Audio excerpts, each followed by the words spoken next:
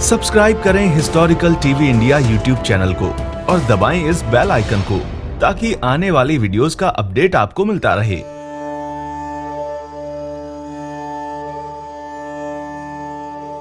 नमस्कार दोस्तों, historical TV India के एक और नए एपिसोड में आपका फिर से स्वागत है। तो चलिए शुरू करते हैं आज का एपिसोड। आपने वो तो सुना ही होगा ना, बुंदेलों हर बोलों के मुंह हमने सुनी कहानी थी, खूब लड़ी मर्दानी वो तो झांसी वाली रानी थी। आज का एपिसोड उन्हीं के लिए है। नंबर 1, मणिकर्णिका का जन्म 19 नवंबर 1835 को हुआ था। उनका पहला नाम झांसी की रानी लक्ष्मीबाई था, लेकिन उन्हें प्यार से मनु कहकर बुलाया जाता था। नंबर 2, मणिकर्णिका ने पेशवा के बच्चों के साथ साथ तीर, तलवार और बंदूक से निशाना लगाना भी सीखा था। इस प्रकार मनु कम उम्र में ही अस्त्र शस्त्र चलाने में निपुण हो गई थी।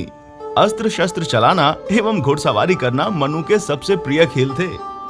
नंबर 3, मनु की शादी झांसी के राजा गंगाधर राव से हो गई थी। शादी के बाद देवी लक्ष्मी के सम्मान में उनका नाम बदलकर लक्ष्मीबाई रख दिया गया। नंबर 4, राजा गंगाधर राव की रानी बनकर लक्ष्मीबाई को पर्दे में रहना पड़ता था, जो कि उनको बिल्कुल भी पसंद नहीं आया।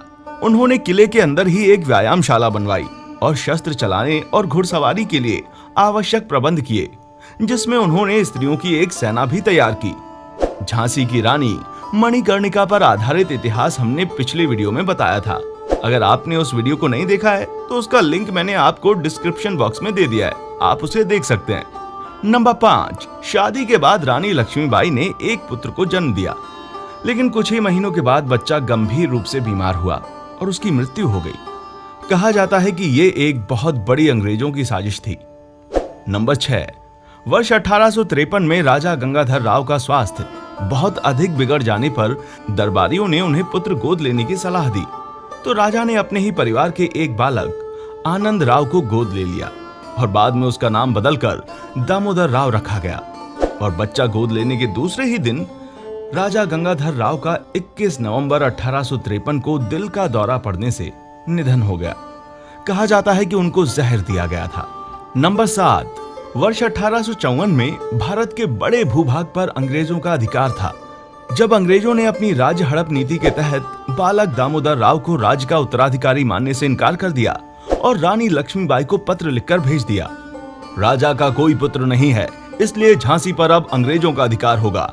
जिसके बाद अंग्रेज अधिकारियों ने राज्य का खजाना जब्त कर लिया और इसके परिणाम स्वरूप रानी को झांसी के मुख्य किले को छोड़कर झांसी के रानी महल में जाना पड़ा। नंबर 8, रानी लक्ष्मीबाई ने कभी भी हिम्मत नहीं हारी। वर्ष 1857 में रानी लक्ष्मीबाई ने झांसी की सुरक्षा का निश्चय कर लिया और सेना भी तैयार की, जिसमें कि महिलाओं की भर्ती की गई और उनको युद्ध का परीक्षण दिया गया। नंबर 9, वर्ष 1858 में अंग्रेजी सैनिकों ने झांसी की ओर बढ़ना शुरू कर दिया और कुछ ही समय में शहर को घेर लिया। 2 हफ्तों की लड़ाई के बाद अंग्रेजी सेना ने शहर पर कब्जा कर लिया, पर रानी अपने पुत्र को पीठ पर बांधकर अंग्रेजों से बचकर भाग निकलने में सफल हो गईं और रानी झांसी से भागकर तात्या टोपे से मिली।